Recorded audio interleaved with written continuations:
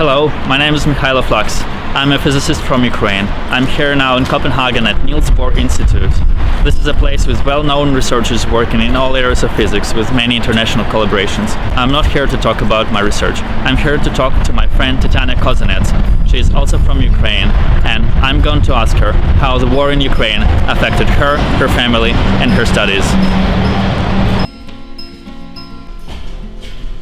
Hi, my name is Tanya and I come from Kyiv, Ukraine. Now I'm a PhD student here at the University of Copenhagen at Niels Bohr Institute. And these days, and this day in particular, are a bit an unusual day in the life of a PhD student, I'd say. My name is Jan W. Thompson. I am professor of physics at the Niels Bohr Institute. I'm also the head of department at the Niels Bohr Institute. My name is Ian Bearden. I'm a professor at the Niels Bohr Institute and I'm the chair of the Danish Physical Society.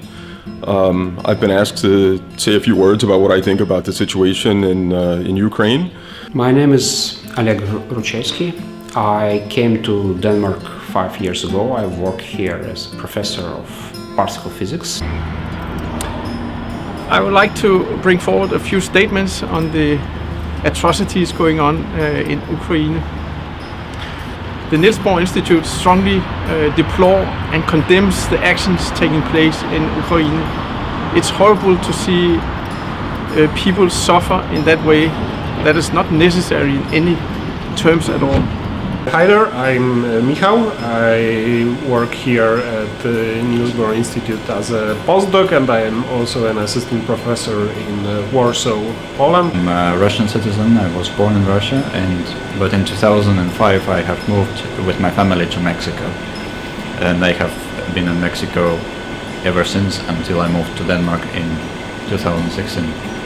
I just came back from the airport where I picked up my Ukrainian refugee friend and her mother to help them arrive at their location here. They're staying with a Danish family as refugees. First, of course, my heart is breaking for the families in Ukraine who have to flee the horrible aggression of the Russian forces.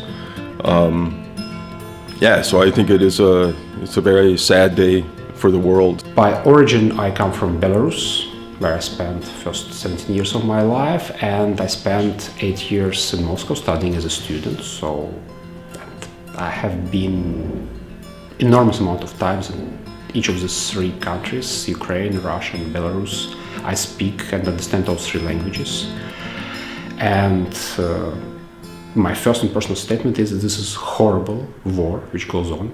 I'm also deeply touched by the way that this war has affected our Russian scientists and our Ukrainian scientists staying with us. Doing, by the way, an incredible work, focusing on science and focusing on hunting the truth for mankind. The way that this has affected the way that they perform, the way that they normally take up their duties, has affected me and my colleagues here at the Niels Bohr Institute deeply. And we do hope very soon that they will be able to return to a normal day and have focus on what we all would like to have focus on, namely advancing science for the mankind and making sure that we do science that can advance the world rather than actually putting or bombing it back to the Stone Age. First of all, I believe to be completely unacceptable on an international level. There is no need ever to have war with Ukraine, and I think that Russians and Ukrainians are such a close bunch of people that having any kind of armed conflict is just out of the question, in my opinion. That one country can, without provocation, invade and occupy its neighbor is very sad and not something that I expected to see in 2022. I still have family in Russia, and they are affected by the changing situation, but of course not as much as my further family that I have in Ukraine. It's aggression of Russia against Ukraine, and if not stopped at this level, it will be aggression of Russia against the end of the civilized world. And those who say that this is World War III are unfortunately not exaggerating. It's absurd statements that are brought forward by the Russian government. It's amazing to see how absurd statements you can actually bring forward and make people believe. I strongly condemn that too.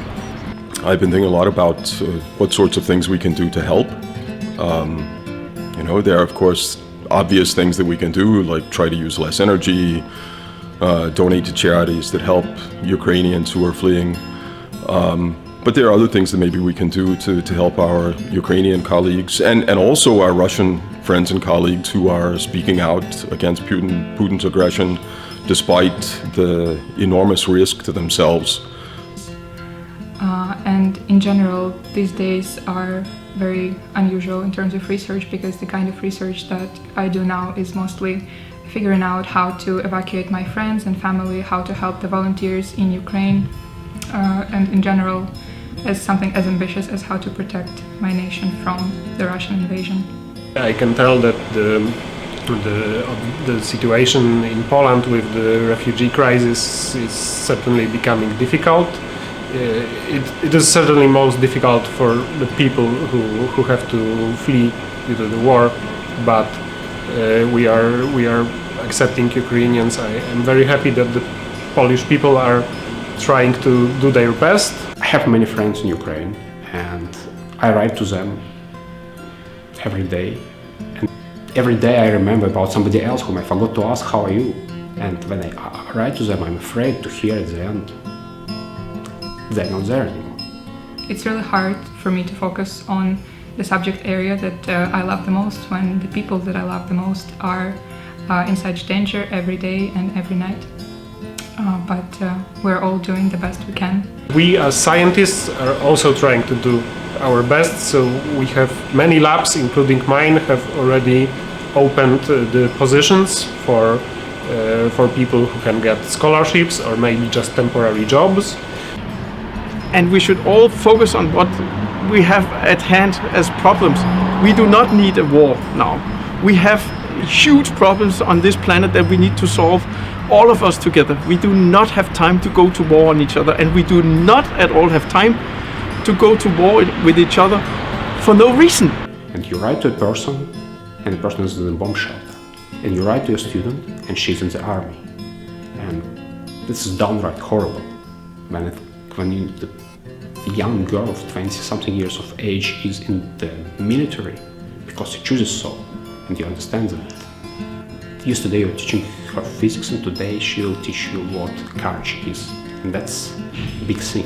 I think that the Western economic boycotts and cooperation boycotts with Russian state institutions are very important and very good. I think these things should happen, and they should continue until all Russian forces have left Ukrainian soil. I would just wish for this conflict to end as soon as possible, because it not only harms the people but also science. So I certainly recommend everybody also in Denmark and here to look at the webpage scienceforukraine.eu, where you can announce your possible positions that you can offer to people. It's more difficult to think of things that we can do for our Ukrainian colleagues because they're actually fighting for their lives now. But we should certainly try to find ways to help Ukrainian students. We have a university here. They should be welcome. Maybe there are things we can do to help school children online with teaching and with experiments. I don't know. But I think we should try to really make an effort to help as many people as we can. We should support them in all possible means, not only donating clothes for community or hosting refugees, but asking our governments and EU politicians to fight this war as if it's already on our soil, because tomorrow it will be here. Seeing what's going on now in Ukraine, it is really horrible. I just hope this ends soon, and hopefully Ukrainian people can have peace and we can restore the way it used to be. I'm very grateful for the host family who accepted my friend and her mother. I'm very grateful for a friend of mine who came here to raise awareness among the physicists and help me give this speech at the Niels Bohr Centennial Conference. And in general, the support that we as Ukrainians and as researchers here have been receiving from the Danish community specifically has been really pleasantly overwhelming, and we're just so grateful for any kind of support that we're receiving these days. I hope it will continue like that, and that when we stay united as Europeans, it will be possible for us to overcome anything, including this. Thank you.